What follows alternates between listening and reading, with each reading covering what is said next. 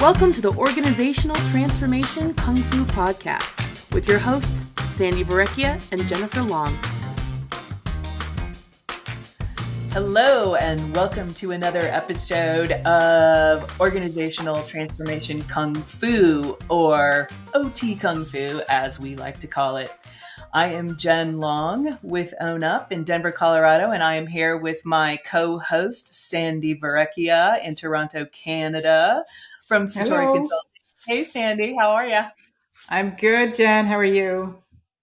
I am fine and dandy. Excellent. I'm excited about our topic today because it's one of the things that bugs me the most. we are talking about meetings. Meetings. How do we meet more effectively instead of just meet a lot? Yes. Yeah. Things have changed. Things have right? changed.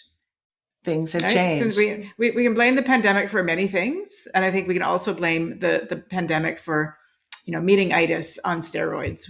Before the pandemic, everybody complained about too many meetings. And now that it's just meetings everywhere. Right? I listen. My clients are just back to back meetings. They're going from Zoom call to Zoom call to Zoom call. They don't have to run down the hall anymore for the most part, but they're just back to back. How do they do their job? We can cram so many meetings into a day now because we don't have to fly, we don't have to drive, we don't have to get out of our chair. Yes. We were laughing about the fact that the big question is how many times have you gotten out of a meeting and thought, oh, what was the point of that? Yeah, it's a complete waste of time. And who did you tell when you thought that? Right? And so I think we've all been there many, many times, more times than we can probably count, that we leave a meeting and we're just like, that was just a complete waste of time and I could have had coffee instead. Right. Exactly. And been more productive. Exactly. Well, and we've stopped considering the criteria, right? What is good criteria for a meeting and why do we meet, right? So criteria number one is purpose. What is the point? What is the point of getting together?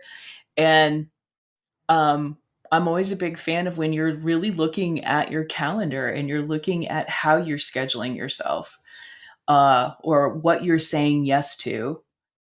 Where's the value? Where's the value in what you say yes to? Because so many of my, especially leaders and executives and managers, get pulled into meetings because someone else needs something. It's of no value to you as a participant, right? Mm-hmm. And getting clear on how do you deal with that, right? What are the conversations that need to have to mitigate a little bit of this meeting-itis or create space for people to say no, right? Right. Which may be a shift in culture, right? Because your culture might be, if you get invited, you attend. And so to be able to ask why do I need to be there? What am I going to learn? What am I going to contribute? Why is my voice important at the table? Are really good, important questions to ask. Time is, it's so finite, right? We're talking about this so many times, that everybody's talking about how busy they are in the workplace. They're just running ragged. And yet we sometimes will fill our time with meetings that we don't even have to be at. So that whole time waster. I think the other piece of that, though, is like, what if I'm not at the table? What if I miss something?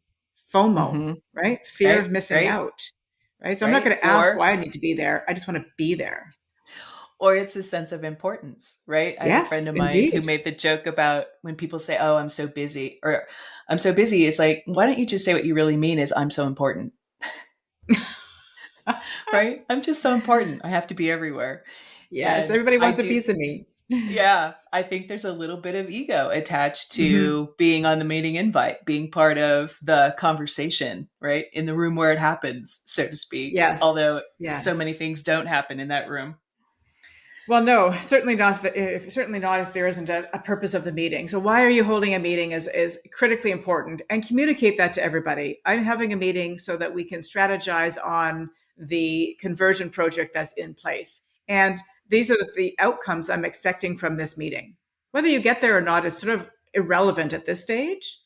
but be clear on what it is that you want to leave that meeting with. So why are Right. you having it, and what are the possible outcomes of that meeting? And the other one is, how should people be prepared? Right. Yes, I find that when you book yourself back to back to back to back, at what point are you preparing for the next meeting? And if you're doing all of your thinking in the room, how tedious is the meeting?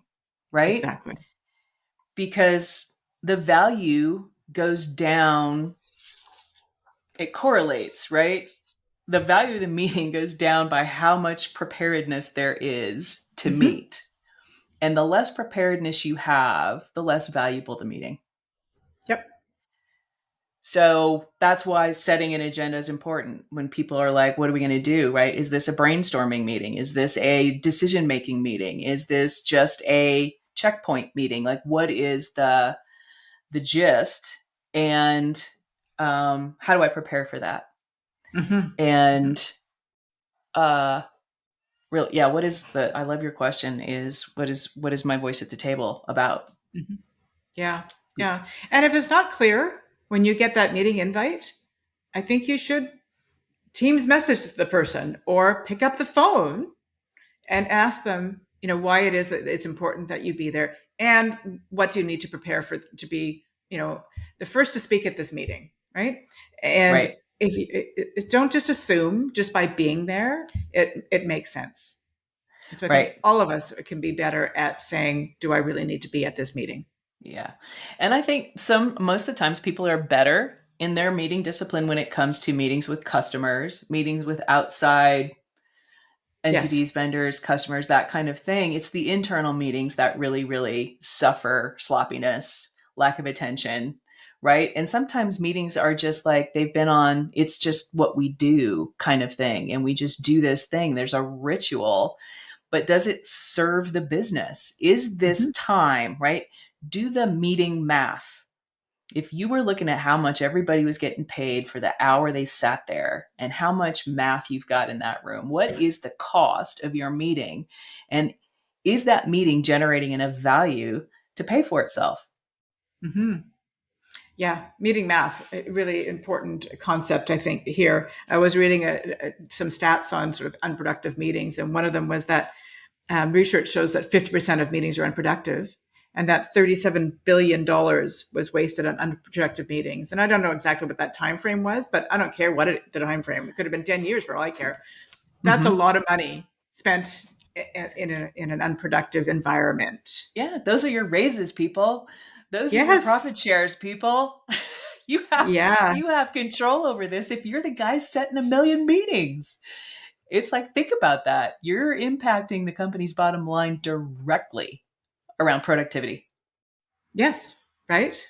And we were Yeah, and talking when last time in our last podcast about the leader as coach, and that's a great conversation to be having with your people around how much time are you spending in meetings, and is it adding value to yourself, is it adding value to the organization, and exploring that. And so I think yeah, we talked about the beginning, so having the purpose of the meeting, maybe having an agenda, some outcomes, what the prep time that people need, but jumping to the end is, are we having short little recaps of this meeting saying, did we hit what we need to hit today? Does everybody understand what they need to do? What are the marching orders as we leave here? Because I've been in too many meetings where I'll be, wait, like who's doing what and by when, and everybody's yeah, walking out the door, right? And, right. and it never gets There's, done. yeah, Where's the yeah. where's the clarity on expectations, Jen, and the Yes. accountability that comes as a result of those clarity of expectations? Own Who up would owns tell you what? that's right. That's right. That's an 100%. Who important. owns what? Yeah. Yeah. Yeah. But And so many meetings, they just, because they run out of time, it's just like, we've got to wrap up because I have to jump on another call. And they mhm, don't get to that really important point of clarity of expectations when you leave that room, right. virtually or otherwise. And really being intentional about who you put in a meeting and why. And what is the Hmm. role that person is playing in that meeting, right? And I don't think we think about meeting roles per se, right? Hmm. Sometimes it's whoever owns the meeting runs the meeting, and if they called the meeting, then we all show up and go, okay, what do you want, right? But if my voice is important, what is the role I'm playing, right? And am I representing my area of the business? Am I representing a project? Am I representing, and what is my role there based on the intended outcome? And Mm-hmm. in my view, status meetings, yawn, right? Like, the stand-up meetings at the beginning of the week, helpful. What's going on? Everybody, doing what? Maybe you got to do an end of the meeting wrap, but those are short. Keep them brief. Yeah. Quick. What I see a dearth of is actual problem solving. Mm-hmm. Right? When we get into a meeting and we're like, look, we're gonna spend time looking at one issue from many perspectives to see if we can wrap our arms around what we're really struggling with, right? Is this the right problem? And are we all clear on what the problem is? And there's a way to prepare for that, right? And those meetings to me are always more satisfying way to spend time and create value than checking up on stuff. Right. And so when you think of how many meetings are you in where you're just checking up on stuff? Mm-hmm. Yeah. And you raise a really important point, this whole notion of what is the problem that we're trying to solve? So that's sort of the purpose idea, but what is the problem that we're trying to solve? I was at a client site not too long ago, and they said, we need to create a strategy around XYZ. And I asked that question, what is the problem that you're trying to solve? And they stopped, and they, which is I'm not saying that I'm the smartest person in the room, but it just seems so incredibly mismatched. Relevant. Because they're creating a strategy for a problem that you hadn't actually articulated what the problem was quite yet. And so they stopped, right? And so again, be clear on what it is that you're trying to solve. And you're right. Spend the time in that meeting solving that problem, not 20 problems, not 12 problems, one problem. maybe two, depending how big they are. Yeah. That's right. But, clear. And so you're right. I think a lot of meetings are more of this, because of the more of the status updates, and I just need a quick touch base. And we need to discern and differentiate between what is a strategy meeting and what is a meeting that is just a quick, quick hit. And so many people will call a meeting because they're worried about something or uncomfortable about something. And so they're like, let's get everybody together. And I think, you really got to check your head and go, what are you worried about? And is it worth a meeting? Right?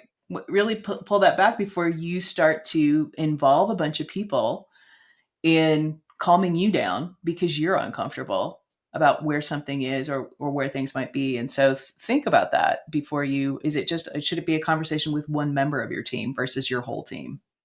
Right. Or whatever. Right. Yeah. I think on one of our podcasts in the past, we've talked about, this notion of self-directed team. And I have a few clients that are going down this route. And one of the issues that we bring up is around this notion of, to make a decision, do you need everybody at the table or not? Right. And if you don't need everybody at the table, figure out who you do need at the table, and don't bring in everybody, because it could take more time if you don't have time. Consensus building. Right. Yeah. And so that was a big thing. So self-directed team, we have to make decisions together, but that doesn't mean that everybody. Sometimes it's good enough to have 3 people make a decision and bring it back to this team and share what that decision is and the why behind it. But that again is a shift, right? A shift from everybody needing to be at the table versus just, a couple of people are. It's an exercise in trust too, right? It demonstrates we trust you to make good decisions, right? We trust you that you've got good information. We trust that you've, done the due diligence. And it really, you don't need everybody in the company to be in agreement on things. Right? We're doing a project. Let's commit to the project. Let's trust people who can make decisions, that they'll make the right decisions. And if they don't, then we problem solve. Yeah. I sort of look at it from a governance perspective and boards and committees. And one of the questions I always ask when I'm doing board evaluations is, do we redo the work of our committees? And if you do, then you have a problem, right? But again, it's that trust. We give the committees the time and the space to deep dive into things and just bring up the decision and the why behind it. And the board should support it. Question it from an oversight perspective, but many times it's a redo. And if you're redoing in meetings work that other people have done, There's two things that are sort of at fault. One is maybe the committee didn't do the work they were supposed to, but maybe they weren't clear. Or there's a control issue of the greater group. And those discussions have to be made and had after meetings to say, did we use our time wisely today? Right. Because I think that if you're going to really get good outcomes, there's this, if you're doing meetings before meetings, you've got a problem. If you're doing meetings after meetings, you have a problem, because you need to do more relationship building and focused attention into what creates the need to have a meeting before a meeting, right? What creates the need to have, and those I think can be solved individually in ways that people don't really spend the time to think through. They just want to, it feels less time consuming if we just all get in the room, and you don't necessarily build trust in the room as a group all the time. You build trust person to person. And so if you're having meetings before meetings so that you can campaign on something in a meeting, you've got issues, right? You need to be talking, you've got politics in the way, that kind of thing, which also leads me to the other meeting drama that makes me crazy is being present in a meeting. How many people, especially in the virtual world, right? How easy is it to two screens, multitask, phone down here? We all see you looking down. We see you. Yeah, we see you. We know by how many times you've had to say, "I'm sorry, I missed that. What did you say?" Because you were reading your email, right? And the other thing is when you're in a meeting, present fully, like live meeting, and you're texting someone else in the meeting. Yes. Yes. What is that? Right? Yeah. That is, I'm not willing to tell people what I'm like. I don't want to be forthcoming about what I'm thinking about, right? I'm holding back, which creates distrust. I'm not paying attention fully. I'm sidetracked. I'm doing other things because it's a huge indicator of this meeting has no value, because I'm going to go through my email while I'm sitting here. Right? All sorts of statements are made when you're not present in a meeting. Yeah. Because if you're present and you're asking the right questions of, I don't understand what I mean, there's been meetings where fully present people are like, I don't think we're prepared to have this conversation. Let's table this. Absolutely. Right? And then suddenly you've got 45 minutes back of your day. Yeah. And so it goes back, so many times we talk about this notion of trust and being vulnerable. You need to have trust within a room to be able to say, I don't think that we are doing this, that we're using our time wisely.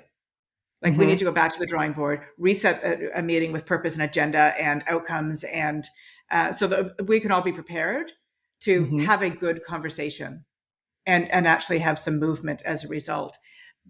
But it does take trust. And so is it the easier of the two just to sit back and text somebody in the call, or to read your email, or to check out? And I think all of us, in corporate Canada and America, in the world, as really have to start to think, if you're checking out of a meeting, why are you in that meeting? Right. And I think we've gotten lazy about meetings because technology has said you can have them whenever, however, right? It's just easy to get people on a camera. I can just do it randomly quicker, right? I can see everyone's schedule. I know they're all free, right? I can drive it at a level that I never was able to do before. And so now we're lazy about that, where we don't respect people's time and attention in a way that we should. And we need to all be a little bit more precious and discerning about how we spend our time and who we give our time to and in what ways. Because that requiring a little more rigor about what I'm going to say yes to on my schedule, right? Yeah, is important. For sure. Anything else? We've got purpose and agenda. We've got what are the outcomes? Who needs to be at the table? What prep time do they need? What are you expecting? The meeting math. Right? Do the math. Right? What roles are you expecting people to play in a meeting? The roles. Yeah. Right? Is there certain, do I need an advocate? Do I need a devil's advocate? Do I need... Sure, yeah. somebody who's an expert, like what is the role in the meeting? Mm-hmm. And there's a role around the structure of the meeting. How are you Mm-hmm. respecting the agenda, the time frames, Yeah. and the participation level?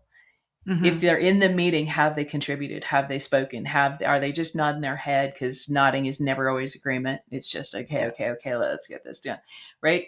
There's that facilitative role that usually we look at the whoever owns the meeting to be that facilitative role. Exactly. But sometimes you should create the facilitative role, and if you're teaming, rotate that thing around, right? Or are you intentional about, because that creates a challenge for participation if you're trying to facilitate at the same time. Yeah, absolutely. I think that I'm a big advocate for having a facilitator role, and a timekeeper.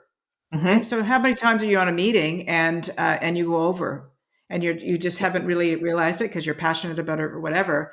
But Mm-hmm. the 5 minute or 10 minute warning to say, okay, where are we at? And Mm-hmm. have we accomplished what we need to do? And be mindful and respectful of other people's time. Right. And a facilitator is also really good at policing people who overtalk things, Mm-hmm. right? Guiding the conversation. And I think those kind of behavioral nuances are also something that we've lost the plot on some meetings, where we just, well, that's so and so, they're just going to talk us to death. Right. Right. That I think if you need to be a little bit more self-aware of what is your meeting behavior.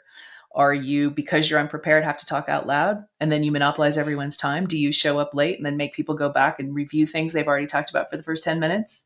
Right? What Mm-hmm. is your meeting behavior and how do you impact the dynamics of a meeting?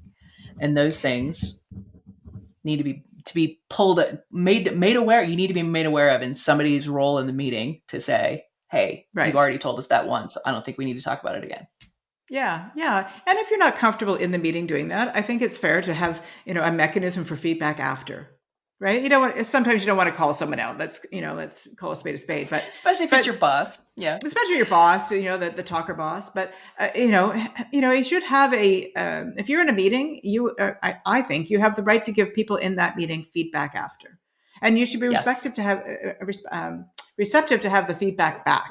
So if you're the talker in the Yes. meeting, expect that somebody might tell you that, Mm-hmm. and then sort of own that and sort of make some positive change. So meeting behavior, maybe if you're a team that meets a lot, even if you're not, if you're a sort of cross-functional team, maybe you're just intact for a short time doing a job. What are your meeting norms? Right? Mm-hmm. Meeting norms are a great way of having something that you can go back and give feedback on. Right? We Right. said we wouldn't Right. multitask. We said we wouldn't have sidebar conversations. We said we wouldn't, and yet, I observed this behavior. Yeah, right. We Right? said we'd be prepared when we showed up, and half of us are Mm-hmm. showing up cold, right? We can't make good Yeah, decisions if you're cold. Yeah. Yeah. And exactly. and those little after action review kind of conversations are good. Did we get the outcome? Mm-hmm. Did we agree? Did we make decisions? Why can't we get to a decision? What do we need to do differently? Right. So Those are leave all time and acceptable. space. Yeah, Mm-hmm. for at the end of the Mm-hmm. meeting to have those. I think that's critically important, because I think when you start recognizing that and having those conversations, your meetings are only going to get better because you are purposeful about why Right. you're meeting and Right. what you want to. A meeting is a process, right? It's like any other business process. And if your business processes are broken, one of the this is one of the biggest processes that I think is broken all the time and people just don't pay any attention to it. Mm-hmm. That meeting discipline is as good a process as any other kind of work process. That if Yes. we're thinking about our process, how do we improve it? Yeah. Yeah. So have some discipline around your meetings. That just that in general, having it top of mind will help the productivity of the meeting and of yourself. Question if you're invited. Do you need to be there? And if so, why? Mm-hmm. And at the end, making sure that you're having some time to leave your meeting with clear expectations and next steps.